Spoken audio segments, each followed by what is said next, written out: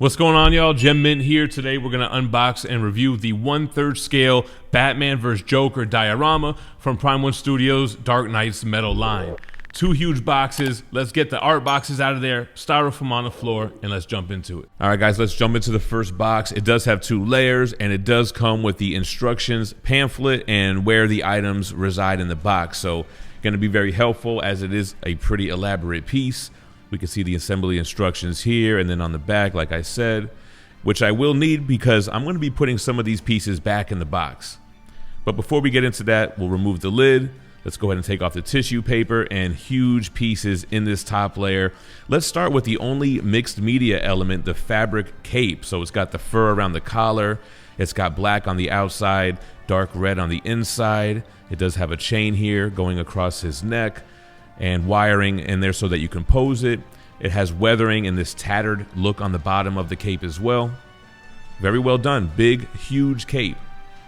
Then we have 2 chest plates with different bat emblems that you could switch on and off. You can see they're highly detailed. You have that purplish metallic tone. You have the detail around the bat emblem, which we're going to see throughout the armor here. Here we have his shoulder guards. One of them has fur on it, the other one doesn't, as you can see here. So some other mixed media elements actually besides the cape. Then we have the knee guard, so they'll guard his knees. Same kind of dull purple metallic shine. A lot of nice detail sculpted in. Here is the tongue of the Joker Dragon, which will peg in, as you can see right there. Great texturing, a high gloss finish to it. Very cool. And then we have a huge piece of the Joker Dragon. It's mind-blowing. The colors look amazing, from the interior lighter purple with the red highlights to the darker purple scales on the back. That looks crazy. Which brings us to layer 2. Again, remove the tissue paper. We could see some more pieces of the Joker, Batman's body. And here is the tail of the Joker. Again, you have the darker purples on the top, the lighter on the bottom, high gloss finish. You even have the green Joker hair as the tail. Awesome piece, huge Joker dragon. And then here is the portrait of said dragon, which is incredible, man. I love the white skin tone, which we'll see more of on the top of his head. The detail on the mouth with the red lipstick, the teeth. I put the tongue in there already. The bones on the jaw. That looks crazy, man. Love the eyes, the nose, the gouging on his ears. He's got some battle damage. And then you can see right here on the skin, it almost has like a sick look to it. Then we have one of the arms for Batman. So you can see, again, the fur on the shoulder. That's why that shoulder pad doesn't have it. So much great detail sculpted in. The gauntlet on the glove. Here you can see empty battery cases here, chain mail. And then a leather-like texture on his palm. One of 3 portraits, so he's got a gritted teeth portrait. Again, so much detail in the sculpt of the armor, including on the portrait here. Teeth look a little bit black. I don't know if I really like that, but they did the eyes very well done. They're whited out, but it has the black around it. More chainmail. Then you have a portrait with him screaming. So this one looks pretty good because he's in battle with a literal dragon. Teeth look better on this portrait, and I like the expression a little bit more. Same great details on like the bat ears, on the side panel of the face. And then you have the old school Viking looking Batman with the long beard. I think this is the one that I'm going to use because it's just so unique and different than other Batman pieces that I own. Same great detail throughout the armor, just has that addition with the long beard. All right, then we have the body, packed full of detail. There are so many intricacies sculpted in, whether it's the canteen on his utility belt, the belt is on top of what looks like an animal pelt, and just all the sculpted in details throughout the armor here. They spared no expense with sculpting this guy. You can see what looks like his fabric pants underneath the armor, the detail on the boots with weathering, which brings us to the second box. There is a compartment on top. We'll remove that, get rid of the tissue paper, and it has some arm switch outs for Batman. And the hair for the top of the Joker Dragon looks awesome. I did have a small little chip on one of the strands of hair, and then I chipped one off myself, as you can see the one right there, which were in the box, and I was able to glue it back on. We have 2 axe switch outs. One is for his right arm overhead. The other one's for his left arm, which is kind of cocked back. Very similar in the detail there. This one does not light up, although it looks like it on the right here.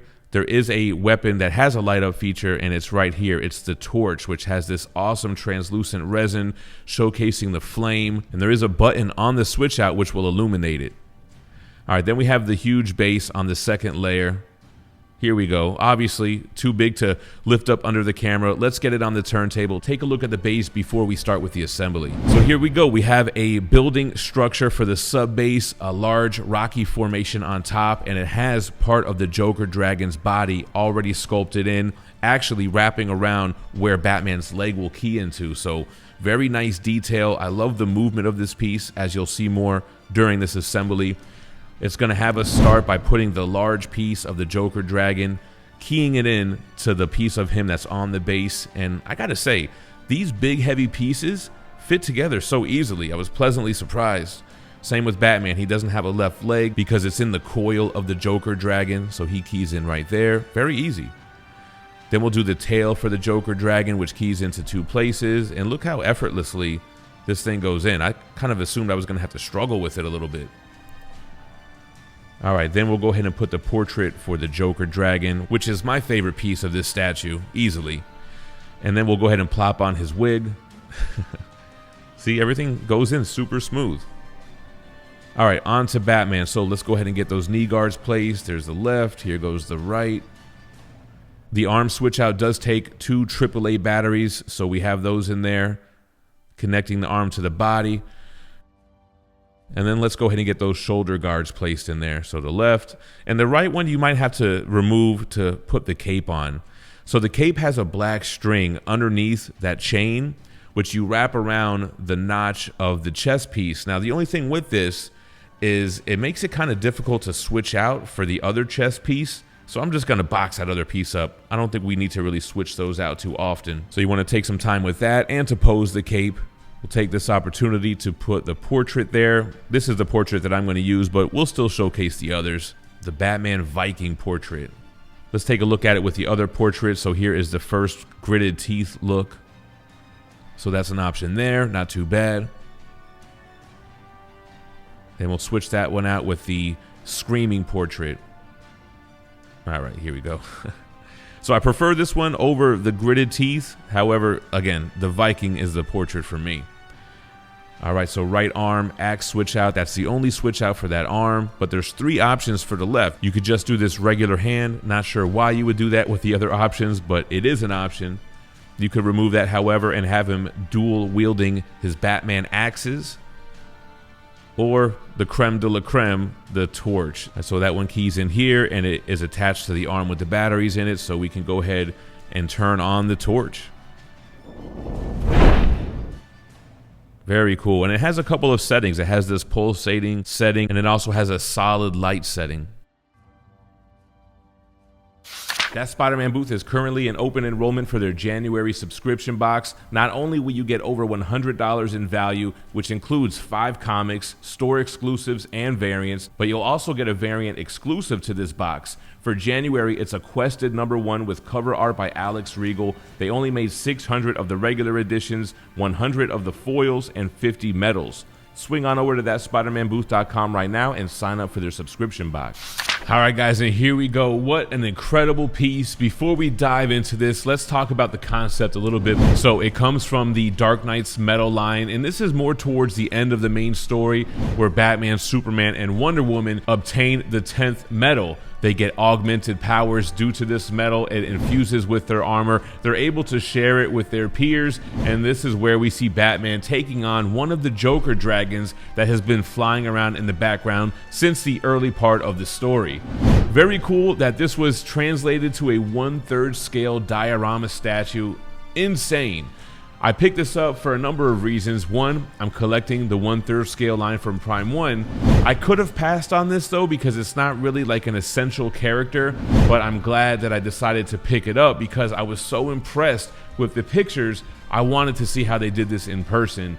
And like I said, so glad that I did. It's the regular version of Batman, just like I said, from the end of the story, versus this huge, enormous Joker dragon that is swirling around not only the base, but Batman himself. I totally love the movement in this piece. It's got this swirling type of whirlwind. As you can see, the Joker Dragon wrapping around everything, even to the bottom where his tail coils around.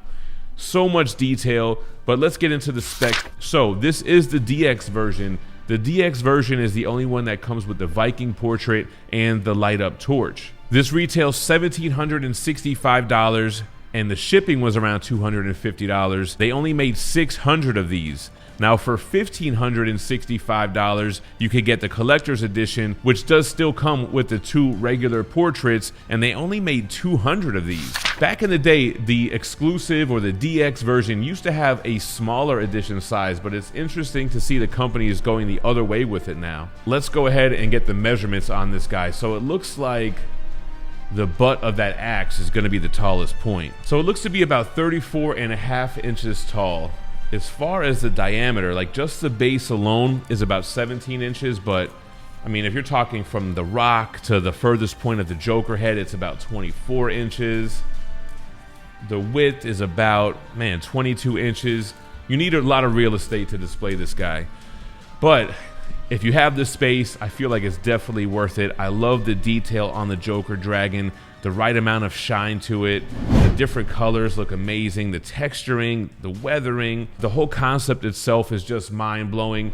The Joker Dragon portrait is on another level. It's so nasty and creepy with the wet-looking mouth, the sharp teeth. The paint applications are incredible. Love the battle damage that he sustained during this fight with Batman, who himself is so highly detailed. I posed the cape to kind of drape downward. I didn't want it to take up any extra unnecessary space, so I feel like it complements the piece well. They put so much detail into the armor and into the sculpt of Batman. It's really incredible. Looking at this piece, I'm dreading how I'm going to get it onto this shelf here with the rest of the Dark Knight's metal statues. So I'm either going to leave you with him spinning on the turntable or in his final resting place. I kind of want to put him right behind me in the Drowned next to him. So we'll see what I end up doing. Let me know what you think about Batman vs. the Joker Dragon 1/3 scale diorama from Prime 1 Studio in the comments down below. Appreciate you watching. Stay minty fresh. Peace.